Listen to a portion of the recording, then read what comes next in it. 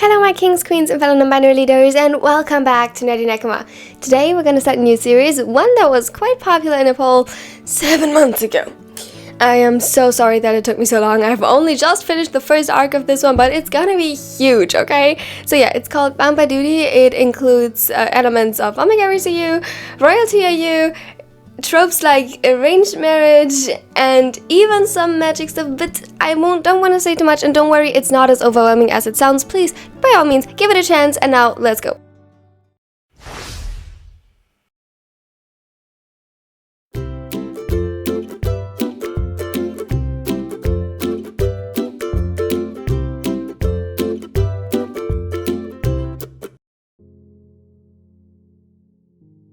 Can you believe it? You're finally being sent off.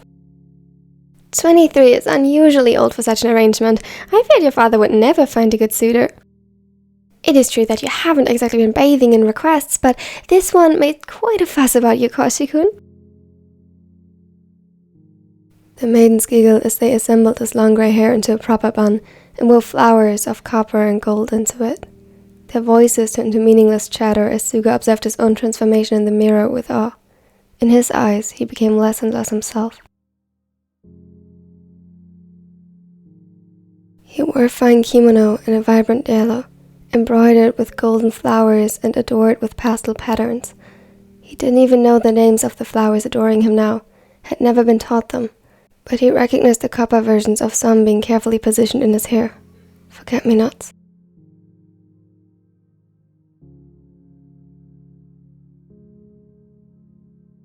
It brought tears to his eyes as he saw them. They painfully reminded him of the day he had learned of their longing name. Daichi, a young man of simple descent, whom he had known ever since they were young, had gifted him a small bouquet of the delicate blue blossoms, and upon request had woven them into his hair, much gentler, if a bit clumsy, than their metal counterparts.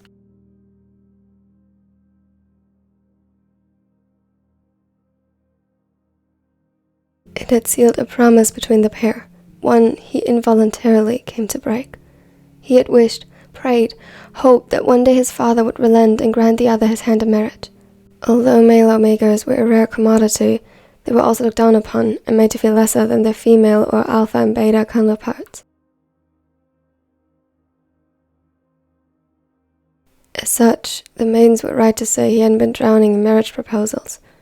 Had he been born of noble, influential, or at least wealthy blood, things might have looked different, but as the son of a blacksmith in a small village on the edge of their kingdom, his worth had been but negligible. Ever since he could remember, he had been content with that. He found the lack of suitors competing for his hand in marriage pleasant, and the village folks he grew up around treated him fairly, or at least he was treated like any other child for the most part, despite his biology.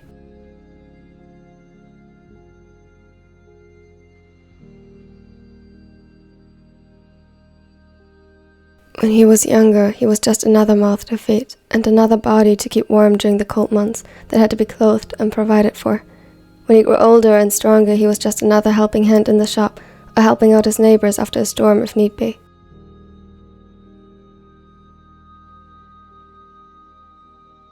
Outside the comfort of nobility and royalty, the common people couldn't afford to split by gender.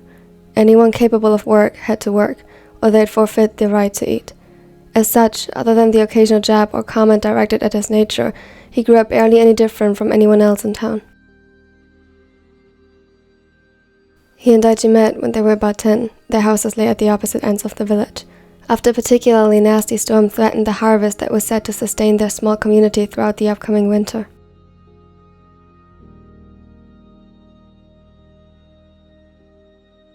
That day, more than half the village folks assembled at the farms run by families like Daichi's to salvage what could be salvaged. Suga and him, being so young, were assigned to carry small things from A to B, and as Suga saw Daichi struggling to take on more than he should, he came to his aid.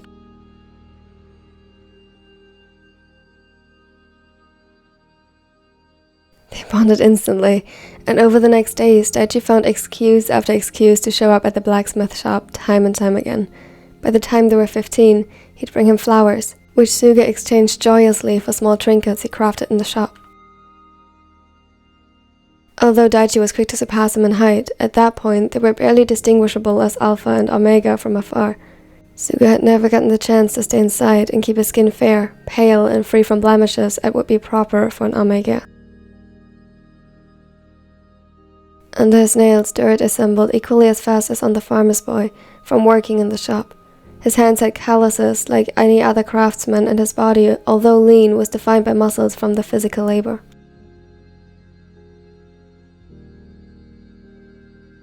Had he ever spent a thought on it, he would have probably attributed that to the lack of suitors. To him, however, it was of little relevance. Daichi wanted him. Calluses, dirt, muscles, blemished skin, and all.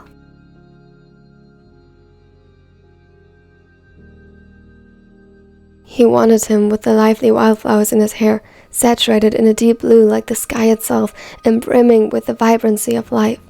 Completely unlike the copper and golden ones made from the metals of their shop and painted in cheap colors. They were rigid and stiff, rid of any lively curls and vitality. Daichi had wanted him the way he was, not the way he appeared in the mirror just now, and Suga had wanted that more than anything. He was floored when he came home to a scroll with the official seal of the crown placed on the table. It wasn't so much an invitation as it was an order. All male, unmated Omegas were ordered to the palace at once and expected to arrive there before the end of the blue moon. The king held marriage interviews.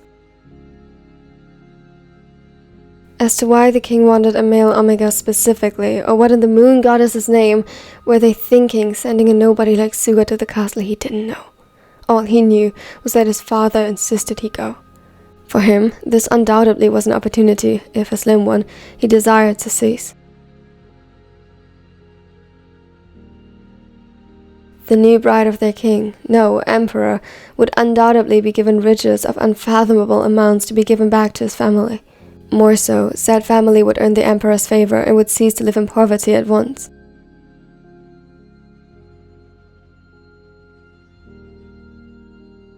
Having an Omegan son, a family was branded, but it also offered a rare opportunity, enrichment by marrying the child in question off to a wealthier house. Since Omegas, particularly males, were uncommon, yet almost guaranteed offspring, such arrangements, even of different status, weren't as rare as one would assume. The Sawamura family didn't have any riches to offer.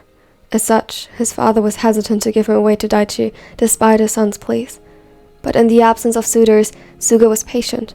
He had surpassed the age considered normal for marriage arrangements and knew that if he didn't want to lose face, his father would soon see his hand forced to give him away. Then came the scroll. It was carried in by a traveling merchant who visited their village every 3 years or so. No one wealthy lived here who could afford his rare goods, and they had close to no rare or extraordinary goods themselves they could offer in return. Though Suga was quite pleased when he bought a couple of his trinkets, artworks made from metal scraps the last time he came around.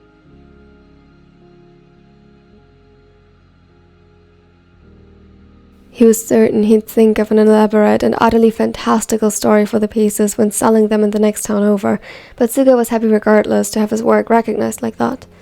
Now he regretted it more than ever. They hadn't expected the merchant this year, or the next one at all anymore, but he seemed to have remembered Suga because he came to their village early just to deliver the scroll. Him being the only male Omega in town, it was delivered straight to his father, who ever since had been firm in his demands. Arrangements had been made. Most costs were covered by showing the royal seal on the scroll alone, and few dared demand more when seeing it. Most didn't even question the validity of the existence of said Omega, eager to serve the crown and earn their just rewards. Suga, however, felt utterly defeated. No resemblance of pride to see his duty fulfilled towards the emperor settled in his veins as the rug was pulled beneath his feet and he fell into despair. On top of that, he hadn't been able to console and find comfort in Daichi's presence. Since receiving the news, his father saw to him never leaving the house and always being watched by a chaperone.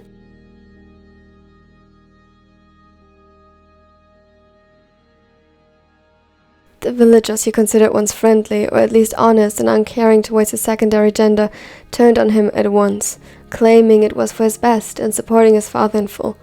None of them came to his aid.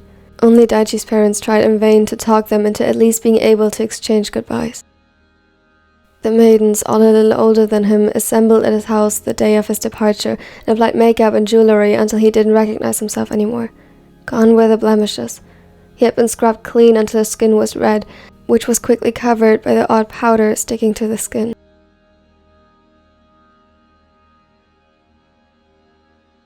They made his hair and dressed him in the yellow kimono, rough compared to those of noble descent, but still the most remarkable piece of clothing he had ever worn.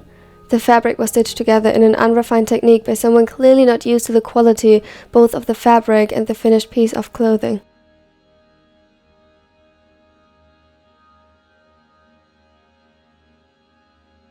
The embroidery was rough but detailed. The colors, though, had to be the most remarkable. He had never been dressed in such vibrant hues. As it stood now, he had lost the fight. All his efforts to protest the ruling of the village had been in vain. His futile struggle was almost laughable. In the end, all the years of physical labor didn't contribute to his victory. Those working this way for their whole lives easily overpowered him.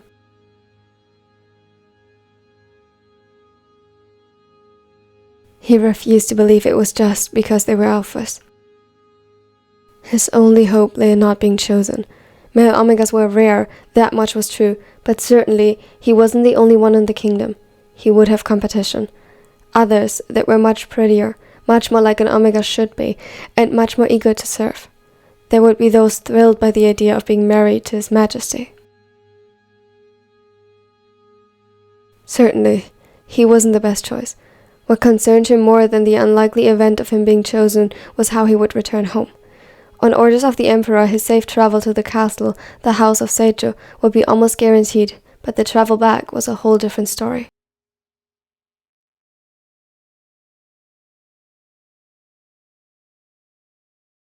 As soon as it had been made clear that the king didn't desire his company and therefore well-being any longer, he might as well be tied up prey on display, free for anyone to take.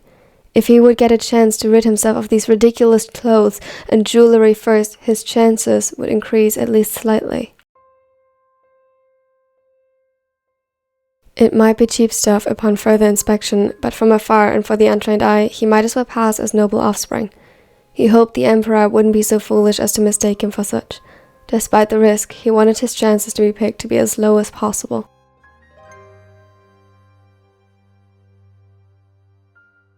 The carriage is here. Is he finished? The frantic voice of one of the elders echoed from the door leading outside. It was true that the organization had taken longer than they wanted to. It was at least a 2-day trip on the fastest horse, making this whole ordeal with the makeup and clothes useless. They'd be ruined by the time he'd arrive at the castle. Still, the maidens continued to pointlessly fumble with some unruly strands of hair and pulled and tugged at the fabric of the kimono. He silently prayed the carriage would be damaged, causing them to arrive past the deadline. The month of the blue moon was coming to an end. If any deity was willing to listen, his wish might come true, though none of them seemed to have been very attentive lately. Almost!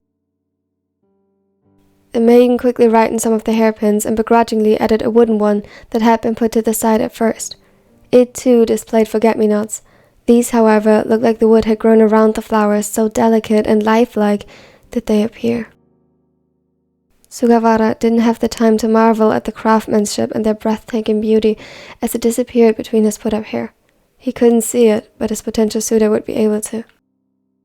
Finished! With a satisfied sigh, they stepped back and admired the work. Suga too dared take one more look in the mirror, and just as before, nothing but a feeling of estrangement overcame him. His eyes were glossy, but upon being reprimanded that he shouldn't dare ruin the makeup, they became vacant. With a shuddered breath, he rid himself of any emotion. They were all but helpful in his current situation, nothing but despair and helplessness. But there was one more chance, and for that, he'd have to endure. As he walked out, he searched the crowd, and as expected, Daichi stood among them. Before anyone could interfere and steal his side, he mouthed, "Wait for me. I'll come back."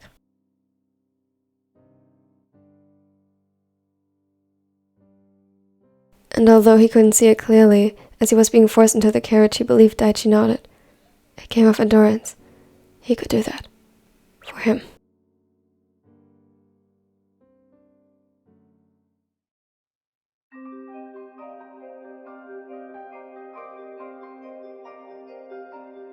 Thank you so much for watching this first part to the end. I hope you liked it. If you did, don't forget to like and subscribe. It would really help me out a lot. And I'm really curious for this series in particular, what you're thinking of it. It touches on some darker themes, as you can see. And also, I do really like the way I managed to write it. So please tell me under the pinned comment what your favorite moment and or quote from this video was. And in general, just what do you think of it? Are you excited for the next prize? Because I sure as hell am.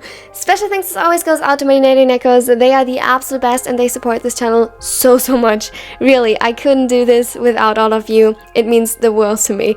They also get stuff like early access. This one, they got more than a month in advance. So just saying, maybe you want to check that out as well if you're not a nerdy necko yet. You watching right now. Other than that, here's more content. Check it out if you like, and now I hope you have a wonderful and absolutely amazing day. Bye everyone! Today's gonna be a good day. Wake up! Today's gonna be a good day. Wake up!